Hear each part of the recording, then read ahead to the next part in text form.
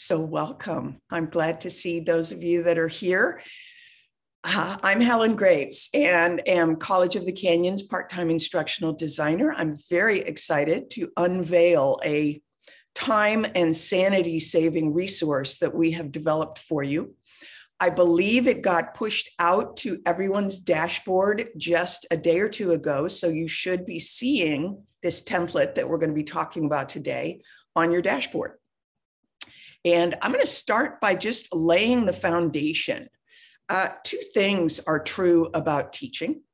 Even when they are teaching the same subject matter, instructors all go about it differently. Their style, the specific topics, resources, and examples they choose, the activities and assessments they develop, all comprise a learning experience that's unique from what another instructor is offering.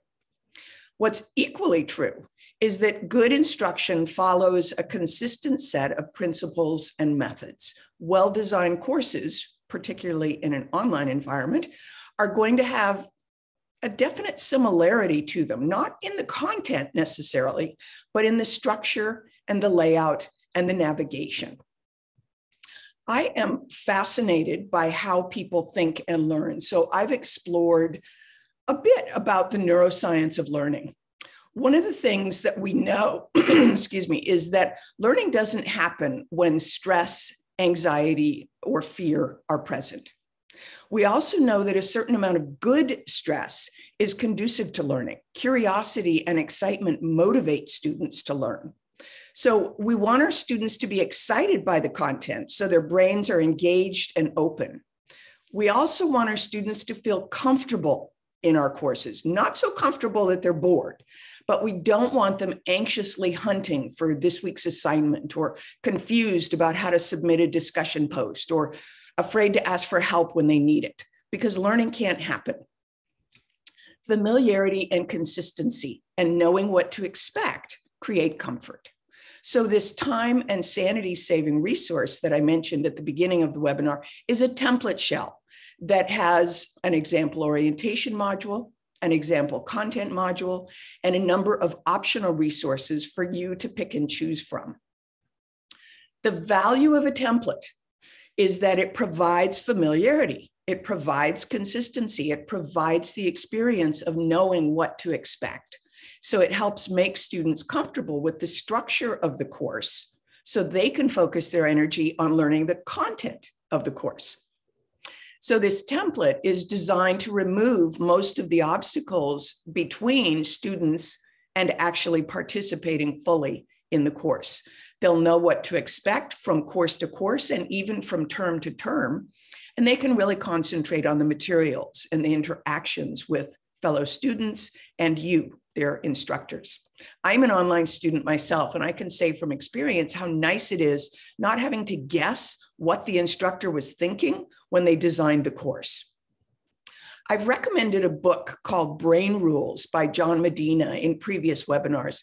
It's a fun and informative read on the brain science of learning, so I'm recommending it again to you here. I also just ran across a terrific little tutorial on this idea of comfort versus fear in learning. It's called Hacking the Limbic System: Comfort, Fear, Excitement, and Learning. And I'm going to put the link in chat. Excuse me. Because there we go. I can't talk and type at the same time. I just thought it was really great. It's a short little video, and I just thought it was very, very interesting. So I wanted to share it with you. Besides supporting student learning, the template eliminates a host of technical and administrative concerns for you, the instructor.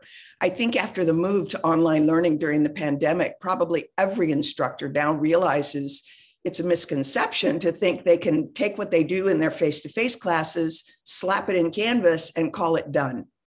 Even setting aside the content, everything has to be detailed for students, from when do you expect me to post my initial response in the discussion to what are your expectations of me in this class? And then there are the students' expectations of you. When will I receive feedback? Where will I get that feedback? So the template contains answers or placeholders, because you may need to customize things, to all of these questions.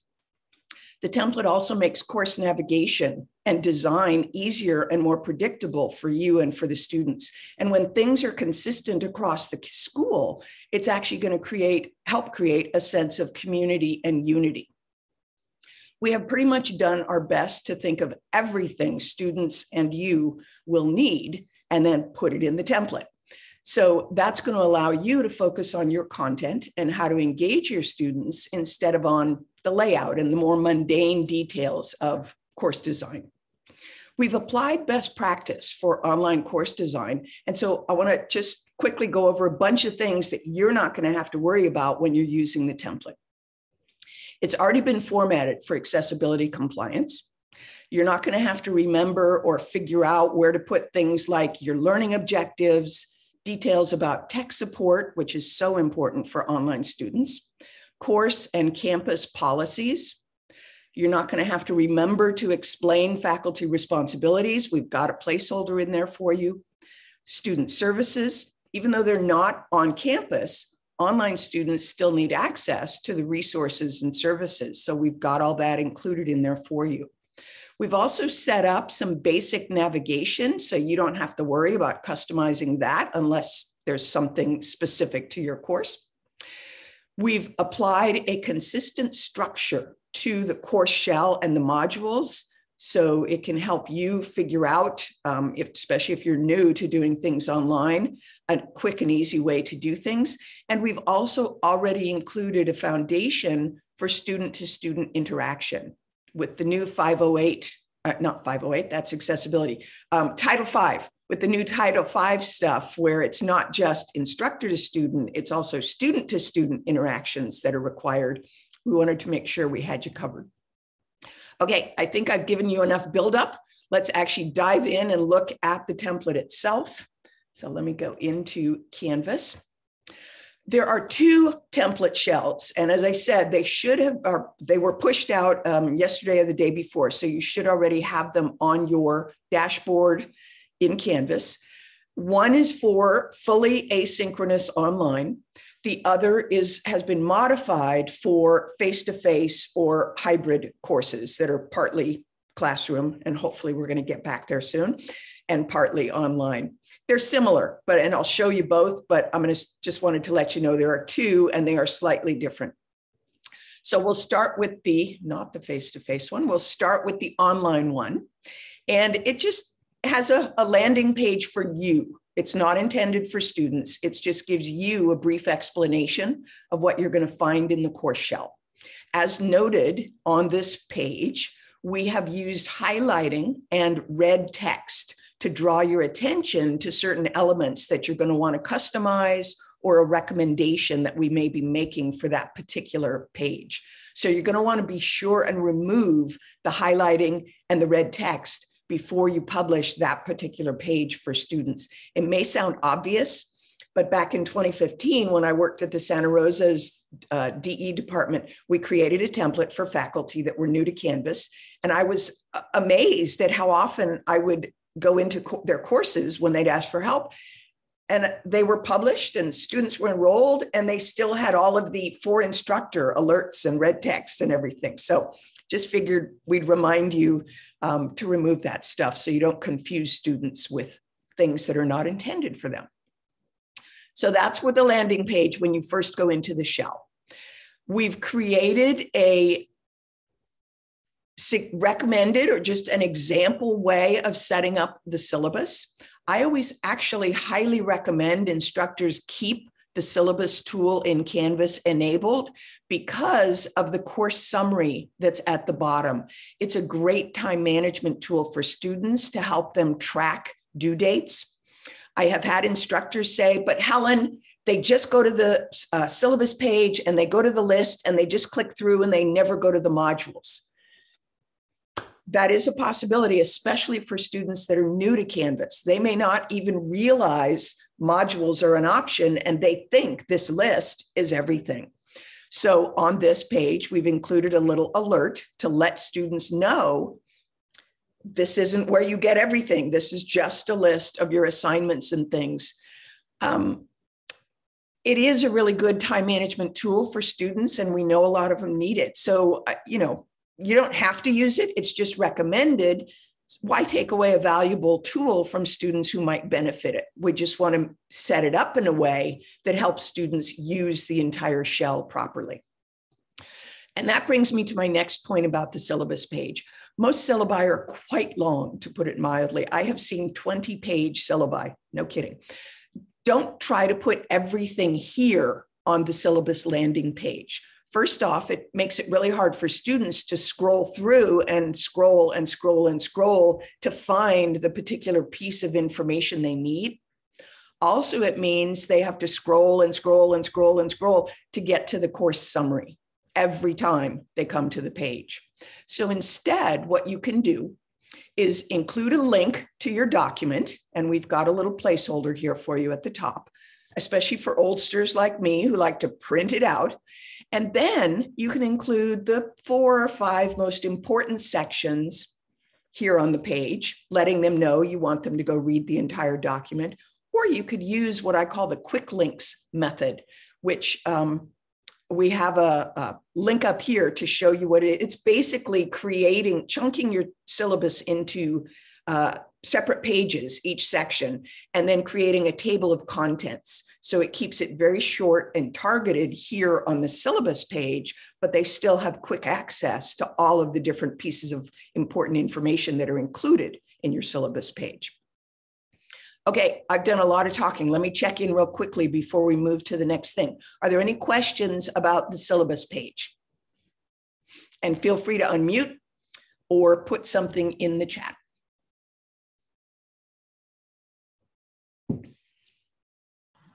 If we are using, so I use something similar to a quick links in my syllabus. So if you go to the syllabus, I've created icons on Canva, and each icon is live to a page.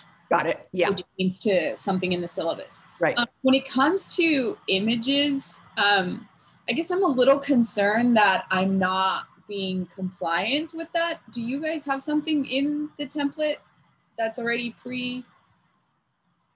compliant? Well, and this isn't an accessibility thing. I will be doing an accessibility webinar later, but images all need alternative text. Okay. And so that has to be specific to the use of the image. So it's not something that is attached to an image and then the alt text just carries over to whatever page. Each page an image is embedded on has to have the relevant alt text put on it. Okay. Are you familiar with alt text? Does that make sense? Yes, it does. And I've done it in the past, but yeah. I guess I was just confused in this only because I'm just using them as icons. Right.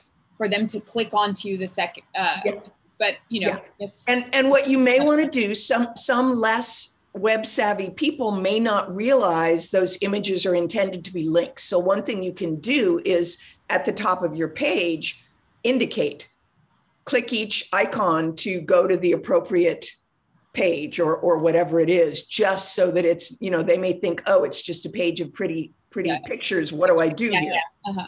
Okay. And then, of course, the alt text would simply be the name of the page that it's directing the student to. Thank you. Great, thanks. Okay, on to modules. So in the actual modules section, the first one is again for you. It's informational and is not intended to be published for students. Hence, we put do not publish. Because a welcoming and informative homepage is so important in a fully online course where you don't get the chance to greet students in person, we've included how-to information about the reasoning behind homepages, along with 4 ready-made homepage templates. You can choose one and customize it. You can use it as is, or you can create your own from scratch following the guidelines that are provided. And on the page, I'll just show you as an example, it just gives a little bit of information about the why. It has a link to the 4 options. It explains if you're going to create your own, here are the 3 basic things that you want to make sure and include on a homepage. And then it gives you a suggested idea. And then an example welcome video. A lot of people are leery of adding video. It is such a humanizing element, and especially at the beginning of the course, it's really great to make sure students are getting a little taste of you, because that connection with you is what's going to help engage them with your content. Words on a page, just plain old text, are never as engaging as that human element. So just an example of how simple it can be to do a quick little welcome video. Questions about the homepage? Okay, I'll just quickly walk through each one. They all have the same basic information. They're just different layouts, different focus, but they all are very similar in that they include the same kinds of elements of a little welcoming video, links to get started, and a very clearly demarcated get started either link or button or something, so that especially students that are new to Canvas know exactly how to get into the modules area and what to do next. Of course, you're going to want to relink all of the buttons and links and things once you've imported the chosen homepage into your course shell, so that it is leading not to the template shell, but to the areas in your own course. And so that's the third one. And then there's one more. So as you can see, they're all very similar, just kind of different style. And you can pick one or use your own. Then there's a page about the syllabus. And let me actually go back here, because I don't want to next through everything. Then there is, at the very end, and I'll get there in a moment, but there is an optional resources module full of suggested ideas. And so this page just explains what each of those resources are and how you might want to include it in your course if you do. And then the link validator tool, if you're not familiar with it, it is such a time saver. So there's an explanation of using the link validator tool, which will actually check every link in your course for you to let you know whether it's broken or not, which is great. And then a bunch of resources. One of the things, we have included a page full of banners and images. Some that we use throughout the template shell, others that we created just in case you want to use some of the ones we've created. So there's a display of a lot of them. And I'll just quickly make you dizzy by scrolling through. You're welcome to use any of these. There is an explanation up here how to do it. You would go to the files area and actually download the image into your particular, well, first onto your computer, and then you would bring it into the shell where you want to use it. But we are trying to make everything as simple as possible. After that are just some other things, how to embed audio or video if you're not familiar with it. And we have also included a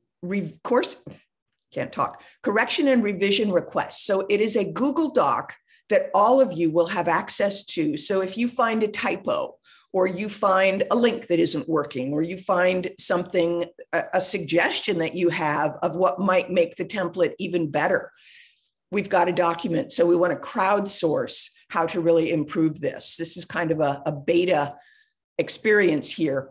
And so we want to get your feedback and input on how to make it even better. Any questions about the instructor module?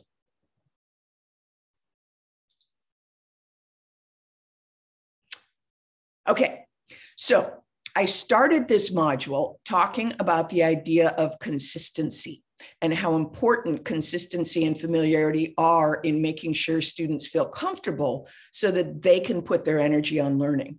So one of the things we've done to help you with that is create an orientation module with everything College of the Canyons wants students to have available to them as they begin their online course. So there is a welcome page. There's contact information. One thing I want to show you is, let me get rid of that, this getting to know you survey. I'm not going to show you everything in the orientation module. I'll let you explore it, but there are a couple of things I just want to point out. This survey is a wonderful way to let me go to preview, to create connection with students right away, as well as get some useful information that can help you identify and monitor those students who are perhaps at risk for not successfully completing the course. Info for, and so it's got questions about their name, et cetera. But then if you go down a little bit, you'll see, I may leave voice or video feedback. Is that going to work for you? So right there, they can say, yep, love it. Thanks for asking.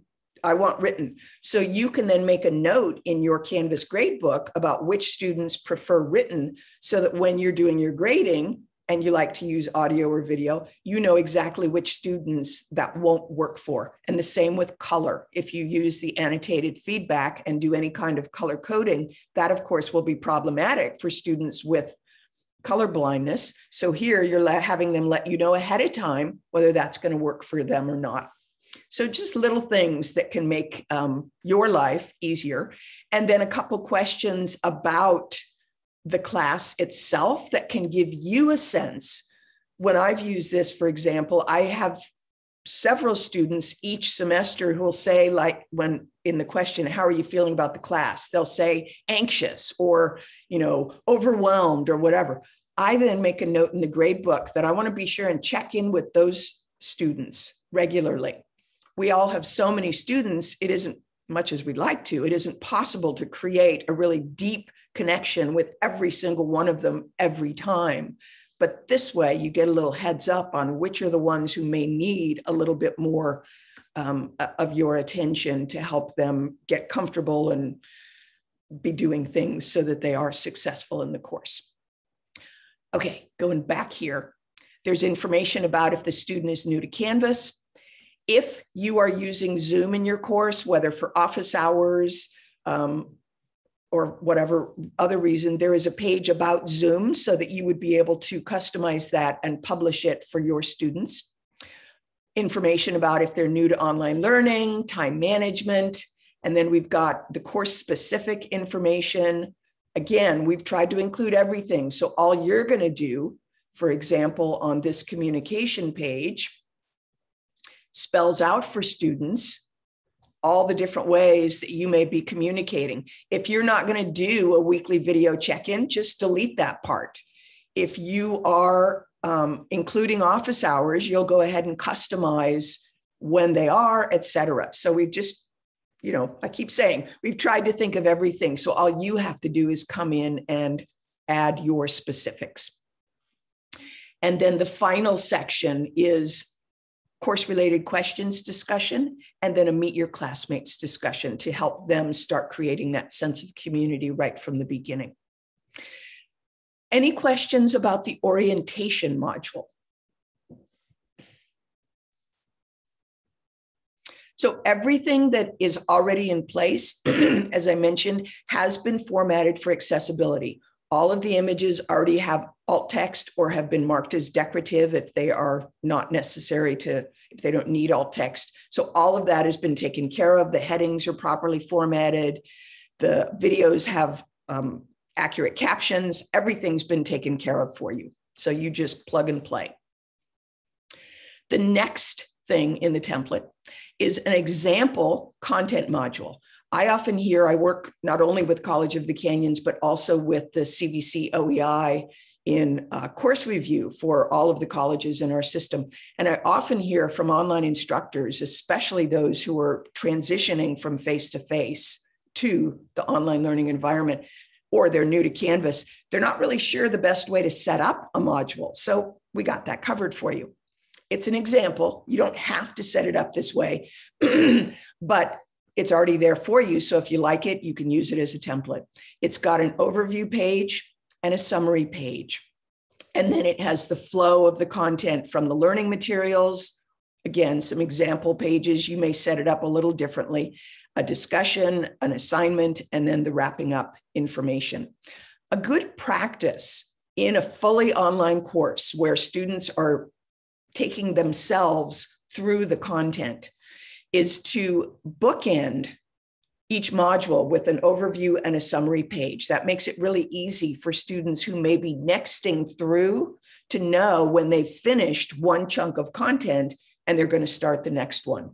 It also gives you an easy way to include things like your unit objectives on the overview page and a place to include optional learning resources on the summary page, both of which would create alignment with the CVC course design rubric.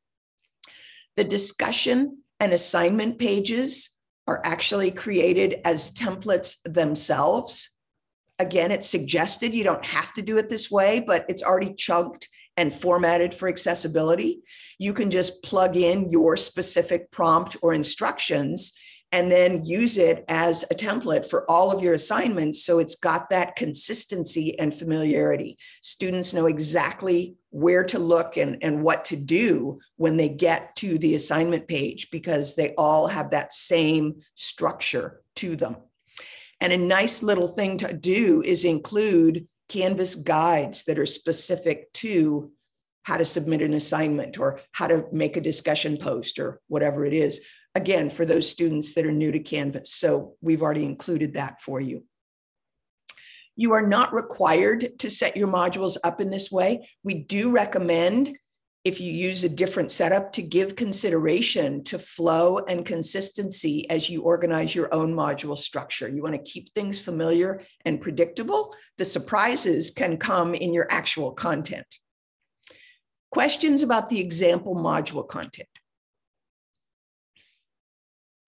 I have a question. What we're looking at right now would be a template for a synchronous face-to-face or a— No, this is the fully online version. I'm going to, in a moment, I'm going to get to the face-to-face / hybrid type one. Okay, so then my question would be, I guess. Okay, great.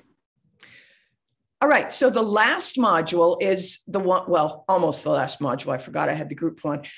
This is the optional ideas for you. It's just things that we think you may find useful. The getting to know you survey we already discussed. Another one is optional feedback, and it has things like, what do you wish I knew about the class that would have made it a better experience for you? Or what would you suggest I work on improving to be a better instructor? And then rate your response to the course was organized. So it's just a way of you kind of checking the temperature of how is the course organized for students? Are they finding it useful? Is there something that a recommendation that maybe you didn't think of? One of the pitfalls of human nature is we tend to design things in the way that works for us, forgetting that not everybody else's brain works the same way our brain works. So this is just a way to get information to maybe help you tweak things that you wouldn't have thought of. Again, not required, just there for you to use. The water cooler one, and I won't go into all of these. Well, actually, I'll let you look at them. So we've got a water cooler discussion, and you can read about the purpose of that. Self-assessment, you can read about a purpose of that. And then rubric examples. And what do I want to say about that? Actually, no, I'm going to go back and just very briefly talk about the water cooler, because the reason it's there for an online class, you know, in person, they see each other going in and out. They're sitting next to somebody and they may lean over and start a conversation or whatever. That can't happen in a fully asynchronous online class. And so we want to give them opportunities for that kind of unstructured way of connecting. And there are other ways to encourage student-to-student interaction, which again, with Title V is getting a lot more focus than it had previously. That isn't the topic today, but there are some resources that I want to share with you. Again, I'm putting it in chat. It is related to the CVC course design rubric, and so it will have some rubric information, but it's applicable to anybody that wants to create more opportunities for student-to-student interaction in their course. So it gives you some ideas about how to do that. And if you go to the resource and click next, that will take, see, there's two kinds of interaction, the sort of unstructured, informal, and then the formal instructor guided interaction. And so you'll see pages about both of those. And then self-assessments can help students get a sense of whether they're understanding the concepts in the course and also their metacognitive skills. And so we've included an idea about that. There are lots of different ways of doing self-assessment, but we just wanted to get you started with one. Students don't always know if they're off track or whether they've clearly understood a concept. So it's really helpful for you as the subject matter expert to give them an opportunity to check in so that you can gauge, yeah, they are understanding, or, oh no, this one isn't quite getting it. Let me give them a little guidance on what they need to go look at or a resource that would be helpful to them. So your feedback is really part of this whole mechanism. And then the rubric examples, you can customize for your own. I love rubrics, both as a student and as an instructor. A rubric, when it's well done, clearly spells out expectations so that students know exactly what they're going to be graded on. And as an instructor, it makes it very easy for you to know how to grade because you just click in the cells. And so we have created some example rubrics. Again, you don't have to use them. You can customize them. If I go in and edit, clicking on the little pencil, I can go in and change the wording. I can change the title, you can change whatever. Getting a rubric from one shell to another is a little different than any other piece of content in Canvas. So on that explanatory page, let me go back down to it. It gives you directions for how you can get, if you like any of the example rubrics, exactly how you can get it from the template shell into the shell where you want to use it. Oh, what else did I want to say? The last module I'll talk about, group projects are a great way to create community and student-to-student interaction. They're not always as easy in a fully online class as they might be in a face-to-face class. And so this module was developed to help you help students who may not have been or have much experience with online groups in Canvas, how to use the groups tool. So it's just pre-done for you. You can use that module as is. You'll see there's a couple of unpublished pages with information for you, and then the pages that are intended for student use. Questions about any of the optional resources?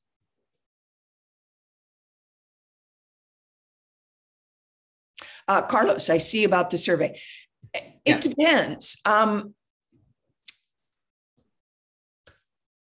It's nice to do it a little check-in maybe partway through, because then if there's something that will impact this course, you would be able to make that change right away. If you just have it at the end where they've had a chance to experience all of the course content and be able to comment on that, it of course won't impact their experience in the course. They're kind of paying it forward for the next group of students that's going to come through. So you can do it either way. By having it at the end, it gives them a chance to comment on everything, not just part of what they've seen. Did you have another question or comment, Carlos? No, I use a end of class survey already, but this I'm going to add to it with some of the things that you have on there. But I also ask them questions that, did you have the book? Did you turn in all the required assignments? It gives them a little, responsibility on their end, because obviously if they had a lot of missing work, it's no mystery that they got a D or a C or something like that. And those are excellent self-assessment questions. So you may want to consider breaking out those kind of questions and putting them a little earlier on in the course. So if, in week 4, they say, oh, no, I don't have the textbook.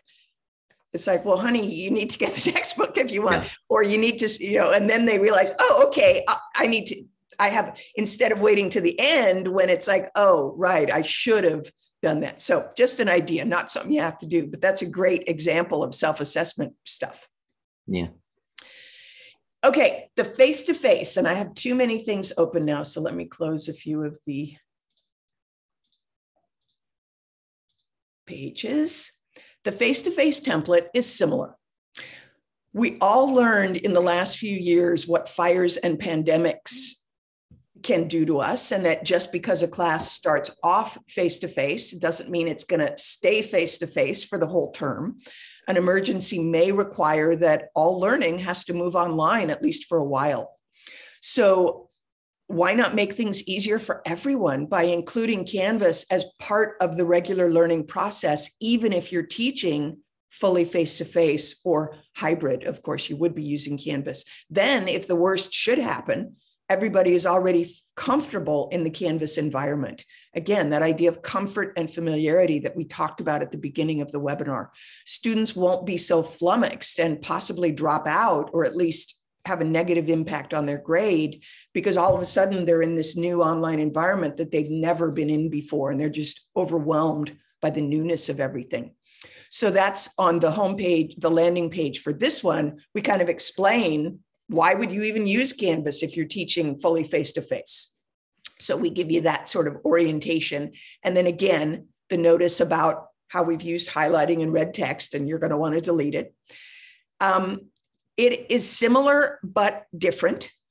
If we go to the modules area, the introductory module is also there for the instructor, but because this module is being, or excuse me, this template is being used differently for a face-to-face or hybrid audience, it doesn't have all the same things that the fully online template does. And so this sort of for instructor instructional module is set up a little bit differently. And we just talk about the syllabus, again, explaining why it's a great tool to use. The orientation module, which is similar, but the language on the pages in this orientation module has been modified to reflect the face-to-face or hybrid type context. So you don't have to worry about making those changes. You will still need to go in and customize your particular information, but the orientation module has already been adapted to be used in that face-to-face hybrid context.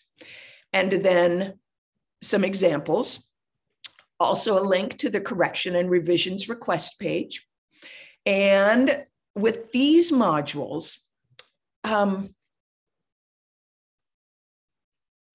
you may still, typically in a fully online course, most people follow a weekly or unit-based sequence for their modules.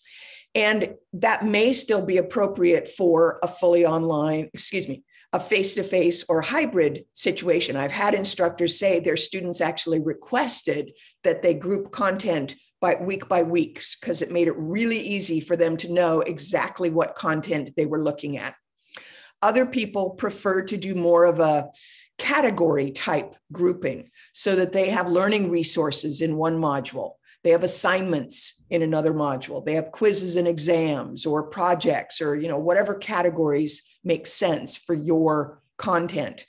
If you do the category type, well, either way, but particularly with the category type, you want to make sure to come up with a naming convention that makes it clear to students what each item in that group module is, so that they're not going on a hunting expedition trying to find the correct one for this week. They know exactly which one they're supposed to go to. One other thing I was meant to mention is that even if you're doing face-to-face, using Canvas for assignment submissions and the gradebook can really simplify and streamline that whole aspect of teaching. So you don't have to worry about collecting papers by hand or grading them manually. The gradebook allows students to track their progress, so they don't have to keep coming to you and saying, what's my grade? What am I getting? What do I need to turn it? It's all there for them. So it can be really useful, even in a fully face-to-face situation, to augment with some of the tools in Canvas. I think that's pretty much it on this. So let me now just open it up. Questions, comments, where you at? And I'll take a sip of water.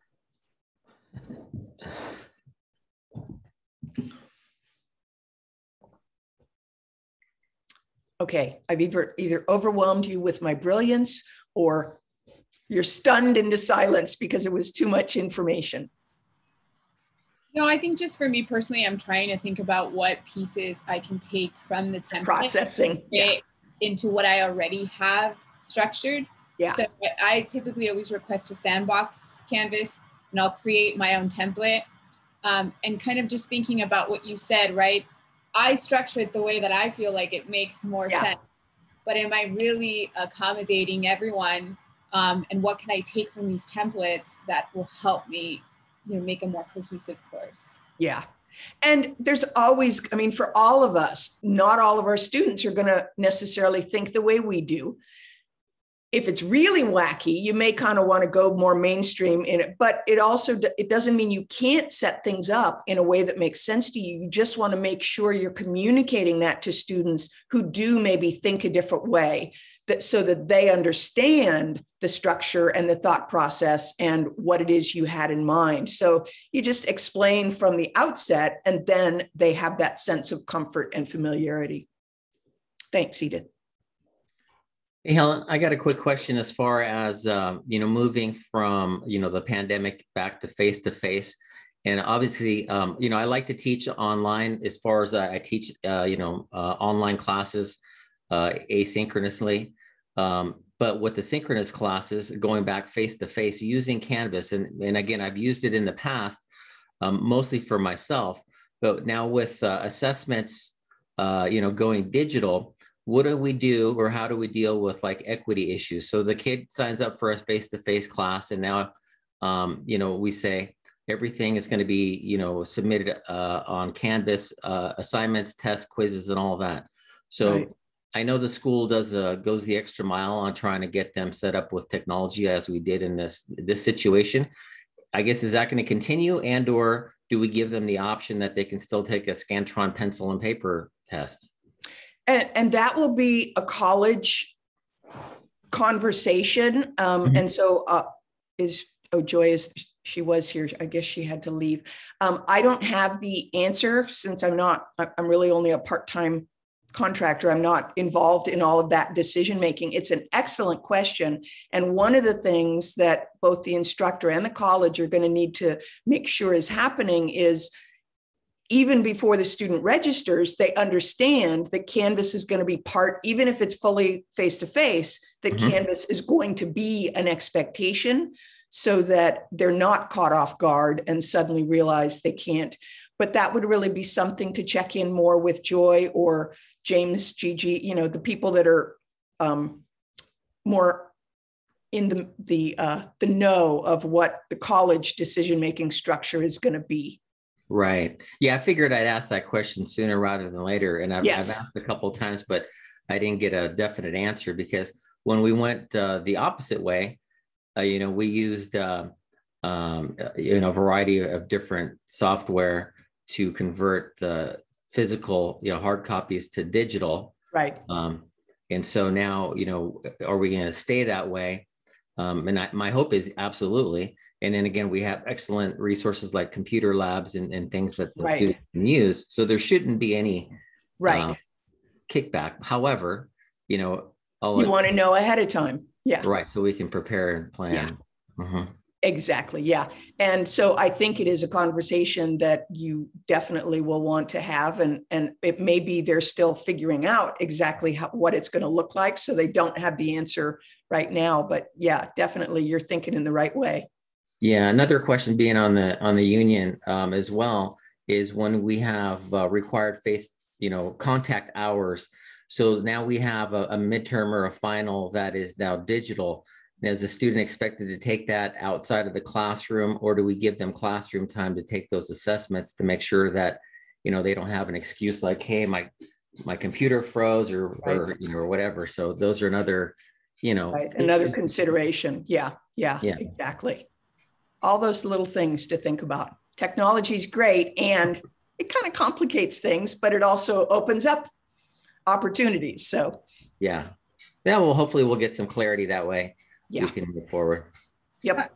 Helen, I do have a couple more questions. So the first one has to do with, so as an adjunct, I teach at multiple colleges. So if I create a course already in one and would like to just transfer it, the only way to do that is through Commons, right? Like I would have to share it to Commons and publicly.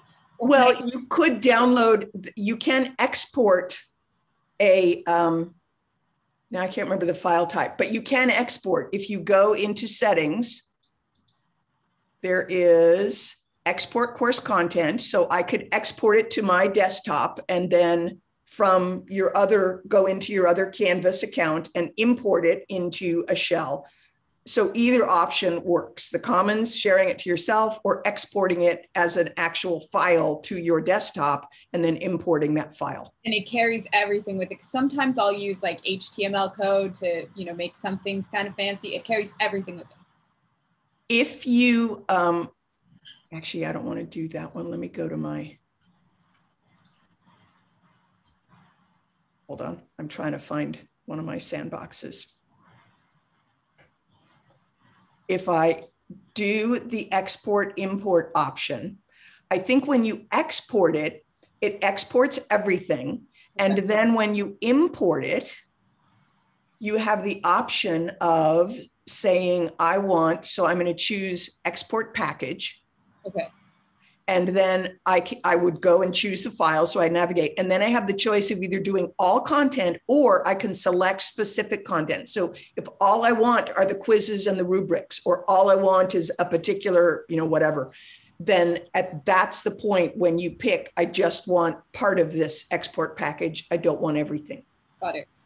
And the really weird thing, you click this, and then you have to click import. And then down here, it has you select the content. So it feels counterintuitive. Okay. I always want to select the content before I click the import button, but that's not how they have it set up. So just be aware, it feels weird.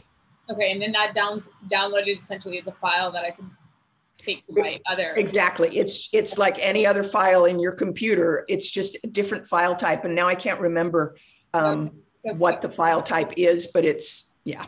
Okay, that's good to know because I didn't know that you could do that. I thought Commons was the only way.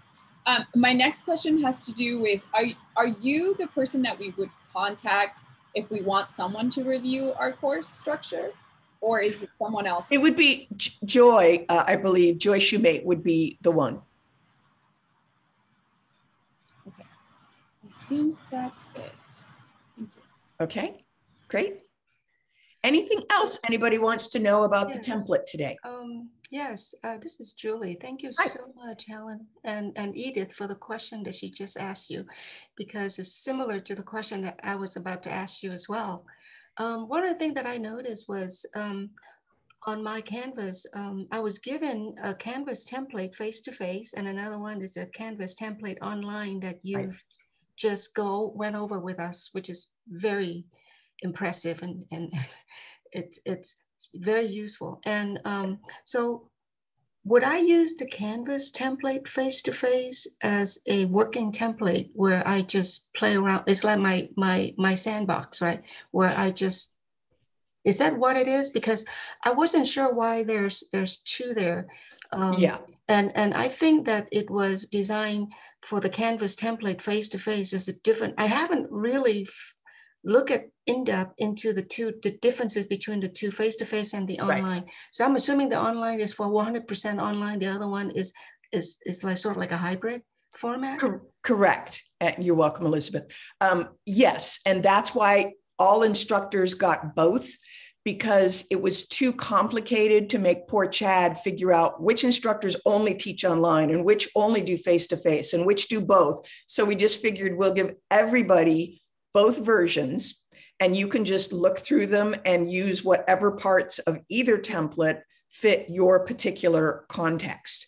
And so rather than using the template shell as a sandbox, what I would recommend is, because I believe all College of the Canyons instructors get a sandbox, what I would recommend is you use the, where do I want to go? So in Canvas now, I love it. It has the copy to option. Mm-hmm. So I'm here in the template and I want to send this page or this, I think you can do it. Yeah. Or this module. I want this entire group's module to go into my teaching shell for Fall English 100. I'm making that up. I can send this shell. It'll still stay in the template as that, but I can send it to my teaching shell and then customize it in the teaching shell to my heart's content. And I'll always have this template shell to come back to and send it again to the next, whatever. So Go ahead. What's the difference between doing that and what you just show us from Edith's questions, where you go to the setting and you export, and then you import selectively on the items that you wanted to be in your basket? Well, Edith was talking, and I may have misunderstood her question, but she was talking about pretty much the whole course mostly.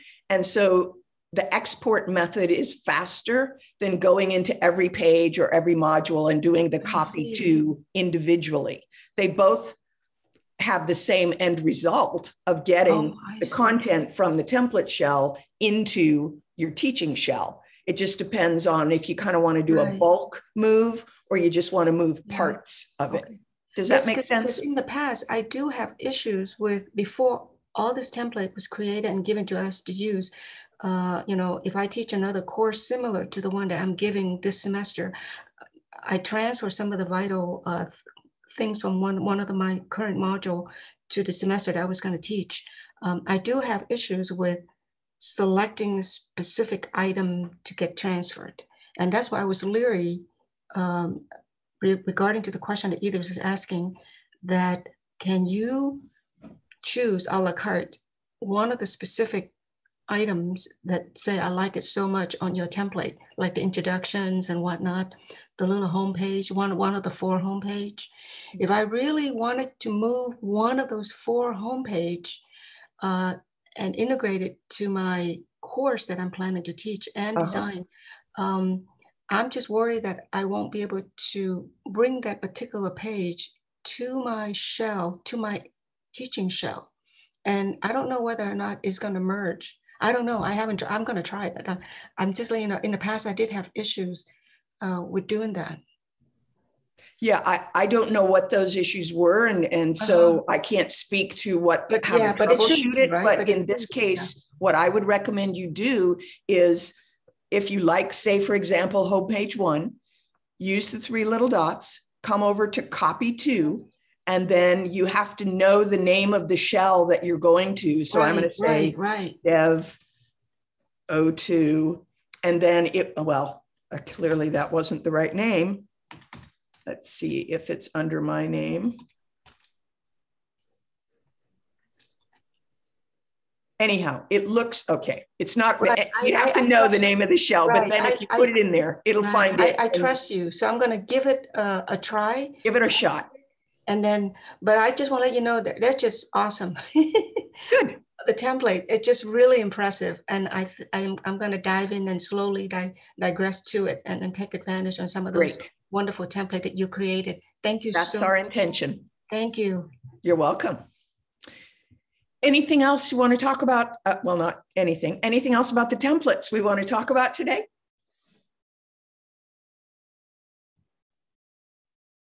Good morning, Helen. How are you? I'm good, Joan. How are you? Doing good. A lot of this is new to me, a whole lot of it. The orientation template, I came in on when you started with that. I have 100% online classes, and that would be great for my class. Could you go back to that just for a second if you have the time? Sure. Because that saves me a lot of work. Exactly. That's our intention. Why have everybody reinvent the wheel when we can just create one and you can customize it?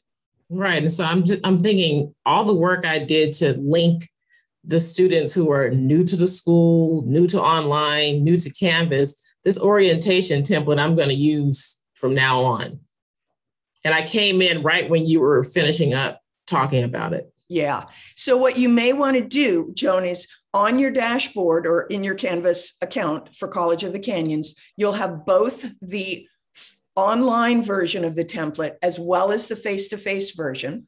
And so I would recommend going and exploring and making sure it's, what are the parts that you want to use, and on the contact information, you're going to put in whatever's appropriate, so there'll be a little bit of customization, but once you've got it created, you can then just send that orientation module into whatever course shell you've got for next semester. Okay. All right. I saw I clicked over to my Canvas and I saw the 2 boxes down there. I didn't even know they were there. I've been so busy. It just appeared yesterday or the day before. So, So I'm going to dive into both of those. Great. And they are very similar. You probably heard me say they're just the face-to-face / hybrid one is a little bit adjusted so that it makes sense for that experience versus the fully online asynchronous one. Okay, thank you. You bet. Hey, Helen, I got Yes. a quick question. Sure. If you go to that orientation module and you Yes. go to course policies, participation, late grading and late work, Yes. I don't know if you noticed that the attendance. Do I already have a typo? No, it's in a different language. It's in Spanish, I think, This or one? a different language, totally.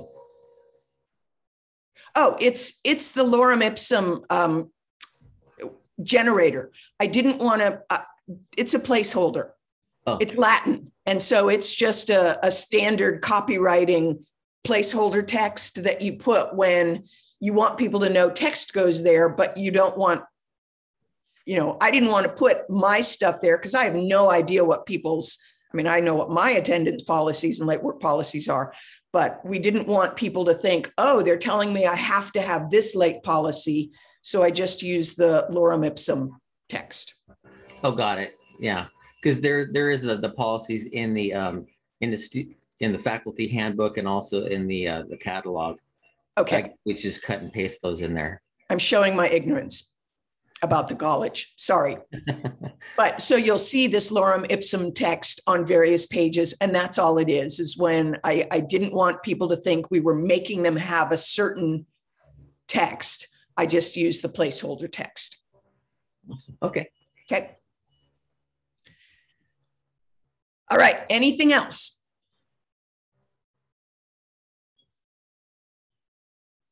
Well, I appreciate your time. I hope you enjoy and make use of whatever parts of the templates or all of the template, whatever works for you in your particular situation. And we will look forward to hearing feedback from you as you start to put things to use and give us ideas and et cetera, et cetera. So thank you for joining me today. And I will see you next time. All right. Thank you. Bye-bye.